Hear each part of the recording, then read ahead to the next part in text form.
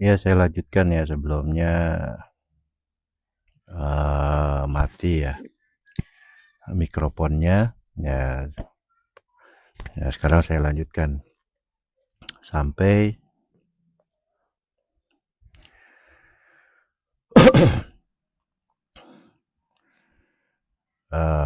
termasuk akal yang dalam dipandang sebagai emanasi atau pancaran dari Tuhan melalui serangkaian akal. Nah, akal ini kita anggap aja sutradara ya. Ya, pemain-pemain film itu nggak akan berakting selain apa yang diarahkan sutradara gitu loh, di bawah kendali sutradara. Ini kurang lebihnya begitu ya, mahaminnya. Nah, ini yang disebut serangkaian akal. Dari akal pertama, dimulai dari akal pertama atau akal awal hingga akal ke-10 atau akal asyir, yang kemudian melahirkan alam materi ya.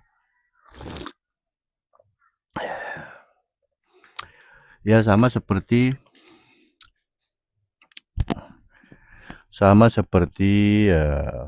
kita lihat film ya. Itu ada berbagai macam peran kan.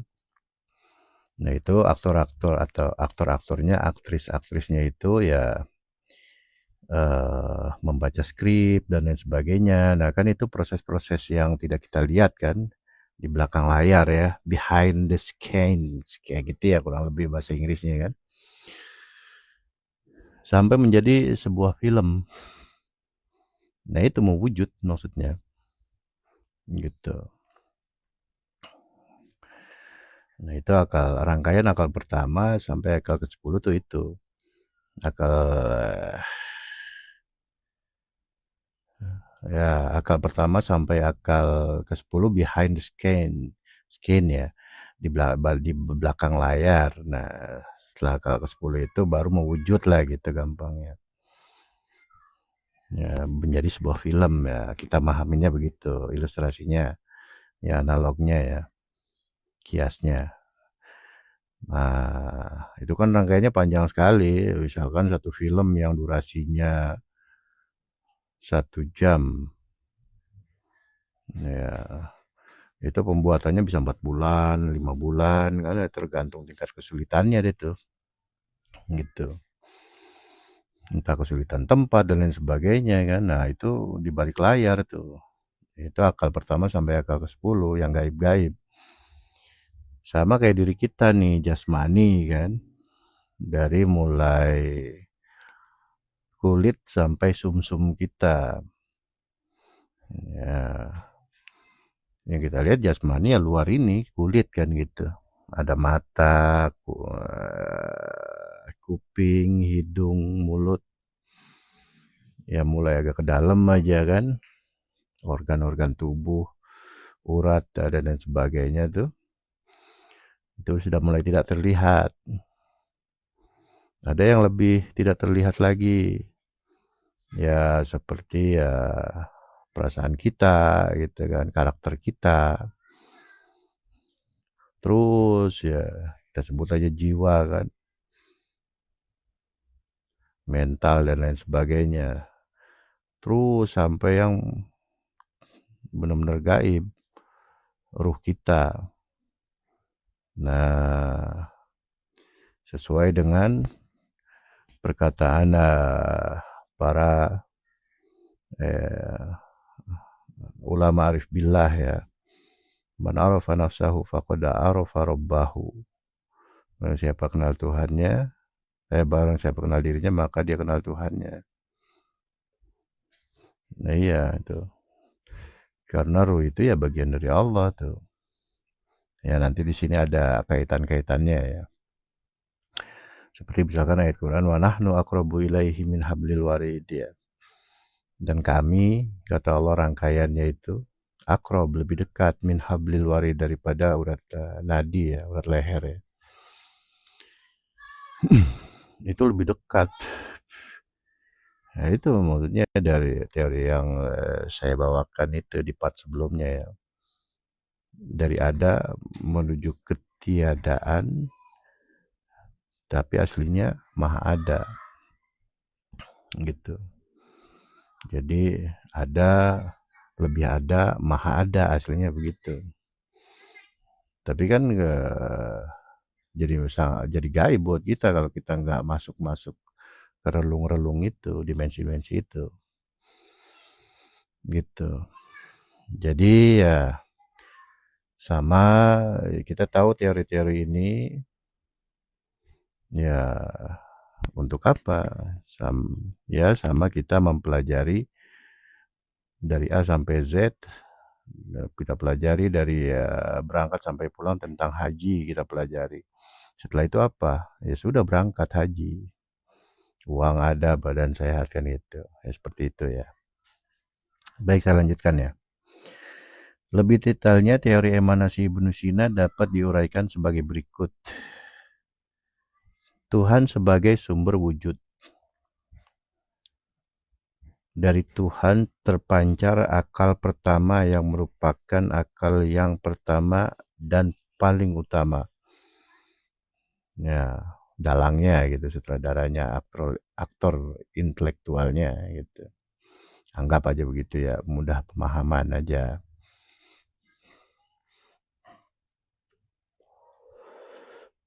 Nah, kemudian yang kedua, akal pertama, akal awal. Dari Tuhan terpancar akal pertama yang merupakan akal yang pertama dan paling utama. Oh, salah nih saya. Aduh, salah, maaf. Satu, Tuhan sebagai sumber wujud. Tuhan adalah sumber utama segala wujud baik jiwa maupun materi. Nah, ya sumbernya dari Tuhan semua, gitu ya. Yang kedua, akal pertama, akal awal dari Tuhan terpancar akar pertama yang merupakan akal yang pertama dan paling utama. Ya. Kemudian yang ketiga, akal-akal lain. Dari akal pertama terpancar akal-akal selanjutnya, yaitu akal kedua, ketiga, dan seterusnya hingga akal ke-10. Nah, kemudian yang keempat, akal ke-10. Atau akal al-ashir. Akal ke-10 adalah akal terakhir dalam rangkaian emanasi, yang kemudian melahirkan alam materi, termasuk benda-benda langit. Ya, seperti sebuah film. Ya, itu setelah melewati akal ke-10 kan. Jadilah sebuah film, kita nikmati film itu kan. Tetapi proses dibaliknya itu, nah Ibnu Sina dan Al-Farabi ini menteorikan yaitu akal pertama sampai akal ke-10. Ya, proses pembuatan filmnya ya. Dari rencana ingin membuat film apa, genre apa kayak gitu kan. Sampai pembuatannya itu bisa berbulan-bulan untuk durasi 1 jam film gitu misalkan. Ya baik, saya lanjutkan ya. Kemudian yang kelima, alam materi. Alam materi termasuk unsur-unsur dasar seperti api, air, tanah, dan udara. Adalah hasil dari emanasi akal ke-10. Ya, fasilitas kehidupan ya. Untuk manusia, untuk hewan-hewan, untuk tumbuhan, ya, untuk benda-benda. Ya. Bahkan ya hewan itu ya sebagai diadakan ya untuk manusia kan, kebutuhan manusia kan gitu. Dikatakan begitu ya.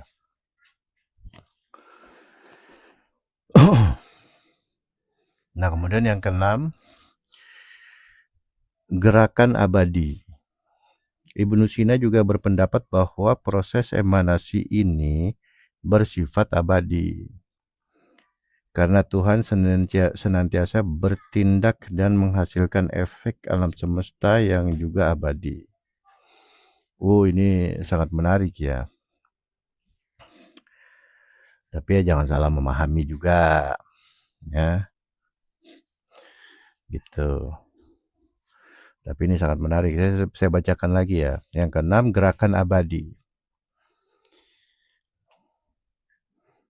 Ibnu Sina juga berpendapat bahwa proses emanasi ini bersifat abadi karena Tuhan senantiasa bertindak dan menghasilkan efek alam semesta yang juga abadi.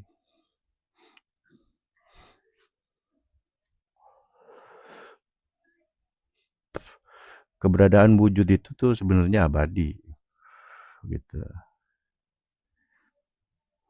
Ya, berarti rangkaian di balik wujud itu abadi. Tapi berubah-ubah kalau udah berupa wujud, gitu ya. Ya contoh kita ya, umur setahun, umur 5 tahun, umur 10 tahun, umur 20 tahun, dan seterusnya sampai meninggal. Kita, wujud manusia. Ya sebelum kita kan banyak manusia tuh. Ya itu maksudnya. Nanti setelah kita ada lagi nggak manusia? Ada. Gitu. Ini agak agak ekstrim nih. Harus hati-hati nih. Karena menyentuh kepada pemahaman yang sudah dipahami umum ya. Ya contoh gini lah kecil-kecilannya. Tentang ilmu astronomi ya. Ada bangkai planet, ada bibit planet. Dalam sebuah galaksi terdiri dari miliaran materi di dalamnya, baik planet maupun bintang-bintang. Dalam satu galaksi, sedangkan yang baru ya, yang baru ditemukan itu kurang lebih berapa miliar galaksi ya apa? Ya diprediksi bisa triliunan galaksi di alam semesta, kayak nggak ada ujungnya alam semesta ini kan.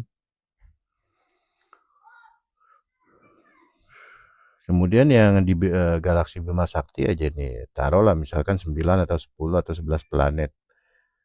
Itu perputaran harinya aja udah berbeda-beda kan. Kita ya 24 jam. Bumi kan gitu. Ya di bumi pun ya sudah ada perbedaan, ada yang siangnya lebih lama, ada yang malamnya lebih lama, ada yang dalam setahun siangnya hanya siang berapa bulan, malam berapa bulan, ada yang rata. Kebetulan di Indonesia di garis khatulistiwa kan gitu. Jadi seolah-olah seperti seimbang-seimbang aja tuh. Uh, siang ada matahari 12 jam, nggak ada matahari 12 jam. Ya, ya negara-negara seperti Finlandia dan lain sebagainya tuh ada tuh yang ya siang berapa bulan kan gitu. Ya sangat menarik. Terlebih bagaimana di planet-planet tetangga-tetangga kita yang bumi kan, belum di galaksi lain. Aduh, bayang nggak itu? Ya ini makanya Ibnu Sina dan Al-Farabi merumuskan teori ini. Mereka berpendapat bahwa proses emanasi ini bersifat abadi. Karena Tuhan senantiasa bertindak dan menghasilkan efek alam semesta yang juga abadi. Kemudian bagaimana dengan dalil kiamat? Apakah teori ini bertentangan? Apakah Ibnu Sina dan Al-Farabi ini nggak tahu dalil kullu man 'alaiha fanin wa yabqa wajhu rabbika dzul jalali wal ikram, misalkan tentang dalil-dalil Al-Qur'an maupun hadis tentang kiamat-kiamat ya. Hancurnya alam semesta. Ya mereka ini ilmuwan muslim. Gitu. Ya pasti sangat tahu teori itu. Dalil tentang kiamat. Tapi memahaminya lebih mendalam, lebih menyeluruh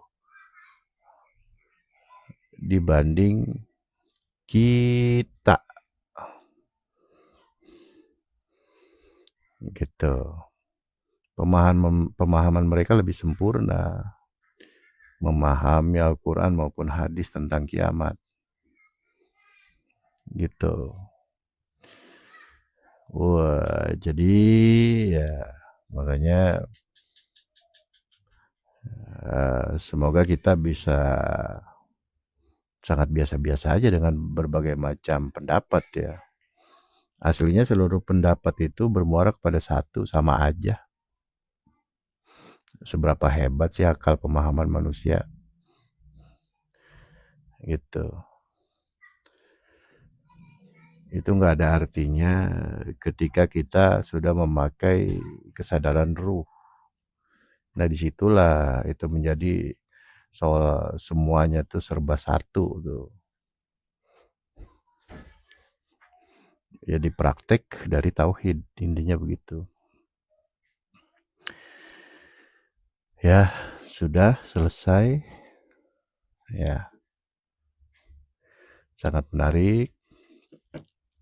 Bahkan saya pribadi sama kesimpulan yang keenam tadi, poin keenam, nomor keenam, terkaget-kaget juga. Wah, seolah-olah seperti nggak ada kiamat kan gitu. Apakah begitu? Ya nggak juga. Berarti nggak kiamat? Ya nggak juga. Berarti ada kiamat? Ya nggak juga. Terus bagaimana dong kan gitu. Ya kalau kita sudah mempraktekkan tauhid itu paham aja tuh urusan-urusan begitu tuh. Kan kiamat ada di rukun iman nah gitu. Kalau nggak mempercayai kiamat, yang duar-duar habis semua kan. Wah, kita nggak beriman tuh kepada Allah kan gitu. Ya, silakan saja berpendapat bahwa Ibnu Sina dan Al-Farabi ini kafir. Berani.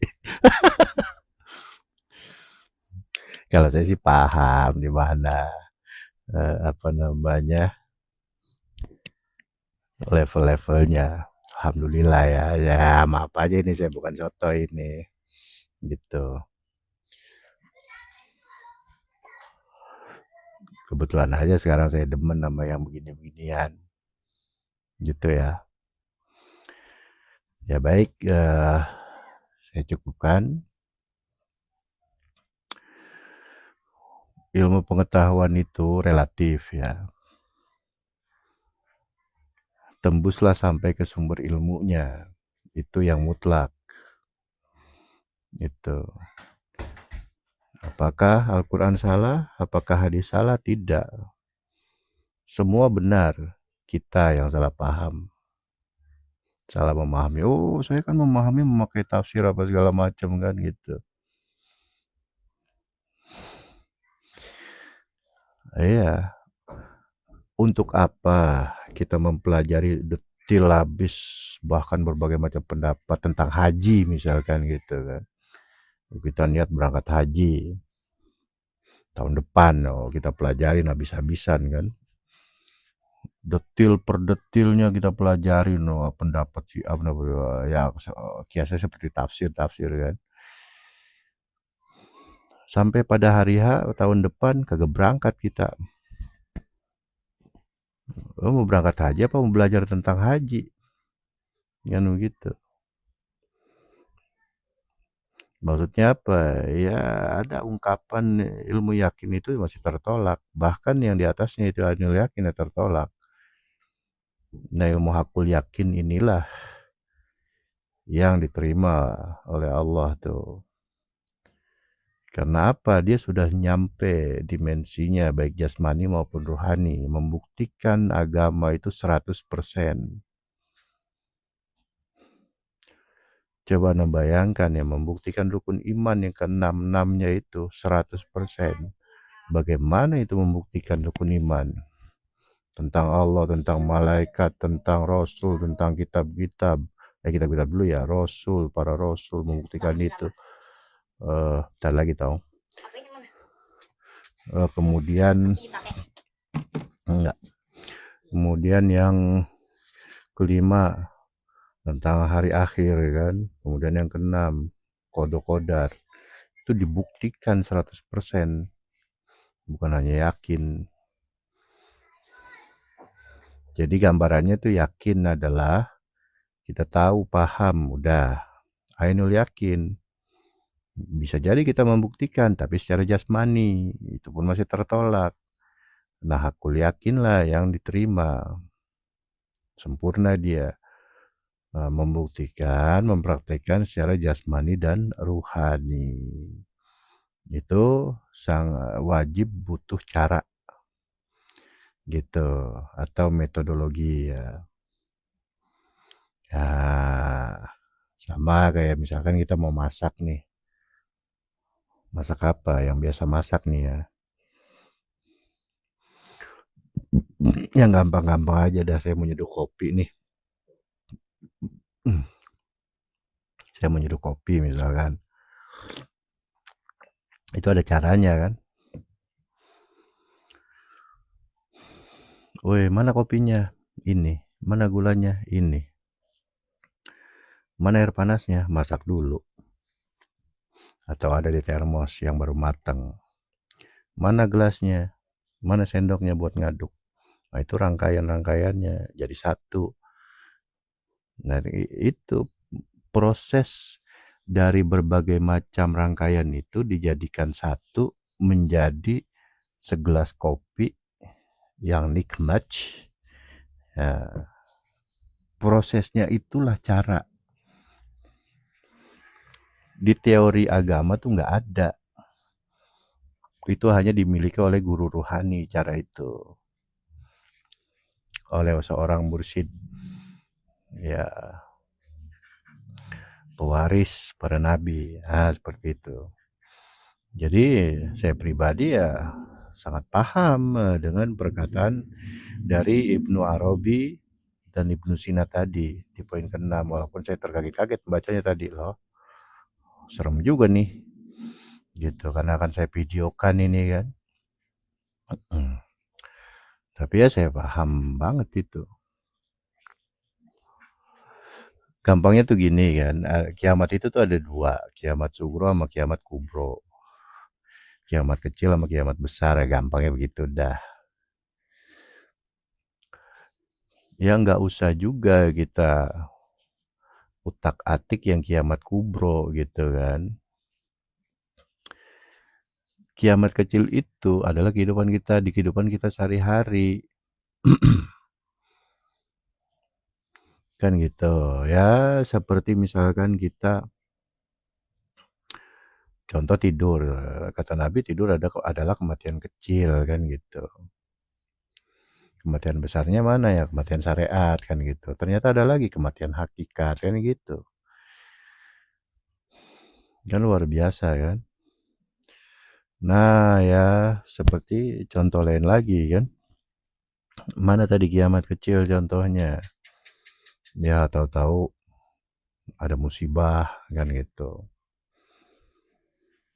Nah kiamat kecil itu, kiamat yang secara hakiki, itu adalah bangkitnya kesadaran ruh kita tuh. Hari pertama bangkit kesadaran ruh kita. Itu kiamat. Lewat metode tadi. Ibarat kopi tadi tuh. Kopi, gula, gelas, air panas. Kemudian apa lagi tuh? Sendok. Nah itu sebelum kiamat tuh. Kiamatnya mana? Ya ketika seduhan air panas sudah mateng. Dicampur udah tuh kopi gula. Kemudian ditaruh di gelas. Dituangin penyatuan itu. Proses untuk sedikit lagi menjadi kopi yang bisa dinikmati. Nah, itulah kiamat. Gitu. Kiasnya tuh begitu.